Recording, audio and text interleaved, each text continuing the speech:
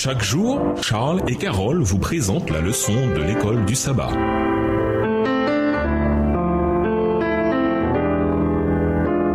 Bienvenue dans votre émission Dieu nous parle. Nouvelle leçon de jeudi, intercession. Lisons Exode 32, versets 30 à 32. Jusqu'où Moïse alla-t-il dans sa prière d'intercession pour ses pécheurs? Exode 32, les versets 30 à 32. Le lendemain, Moïse dit au peuple, « Vous avez commis un grand péché. Je vais maintenant monter vers l'Éternel. J'obtiendrai peut-être le pardon de votre péché. » Moïse retourna vers l'Éternel et dit, « Ah, ce peuple a commis un grand péché. Ils se sont fait un dieu d'or. Pardonne maintenant leur péché. Sinon, efface-moi de ton livre que tu as écrit. » À cause de leur rébellion, des choses terribles se produisirent dans le camp israélite, dont la mort de nombreuses personnes. Exode 32, verset 28. Le lendemain, Moïse déclara au peuple, « Vous avez commis un grand péché. Maintenant, je vais monter vers le Seigneur. Peut-être pourrai-je faire l'expiation pour votre péché. » Exode 32, verset 30. Moïse revint vers le Seigneur et dit, « S'il te plaît, ce peuple a commis un grand péché. Ils se sont fait des dieux d'or. Si maintenant tu voulais bien pardonner leur péché, sinon je t'en prie, efface-moi de ton livre, celui que tu as écrit. » Exode 32, les versets 31 à 32. Pas étonnant que Moïse soit considéré comme un type de Christ. En faisant cette prière d'intercession pour des pécheurs et en étant prêt à offrir sa vie pour eux, il reflétait en effet ce que Christ ferait pour nous tous. Quelle compassion exemplaire pour les transgresseurs. Il démontra sa consécration totale au Seigneur et son amour sacrificiel pour le peuple. Le livre de l'Exode ne dit pas combien de temps Moïse restait avec le Seigneur sur le mont cette fois-là. Mais le livre du Deutéronome nous révèle qu'il fut sur le Sinaï pendant 40 jours, voire Deutéronome 9, verset 18. Dans Exode 32, le verset 32, le mot traduit par « pardonner » vient d'un verbe dont le premier sens est celui de porter, comme dans Ésaïe 53, le verset 4 qui dit « Il est question de Jésus ». En fait, ce sont nos souffrances qu'il a portées. Dans les deux cas, il s'agit du même verbe. Quel aperçu fort du processus du salut, du pardon et du prix que Dieu a payé pour nous sauver. En effet, Moïse demandait au Seigneur de porter le péché du peuple. Et c'est ce qu'il a fait des milliers d'années plus tard à la croix. Exode 32, verset 32 montre non seulement l'idée d'expiation substitutive, mais aussi celui qui fait la substitution, Dieu lui-même. Ce texte enseigne comment fonctionne le pardon. En Christ, Dieu a porté nos péchés. Il n'y avait pas d'autre moyen pour que nous soyons pardonnés. Quelle puissante expression du plan du salut et quelle démonstration pour nous et pour tout l'univers de ce que cela a coûté à Dieu de nous sauver.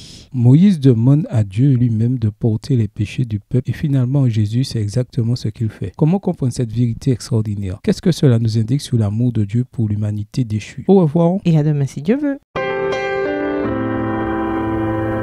Dieu nous parle. Chaque jour, Charles et Carole vous présentent la leçon de l'école du sabbat.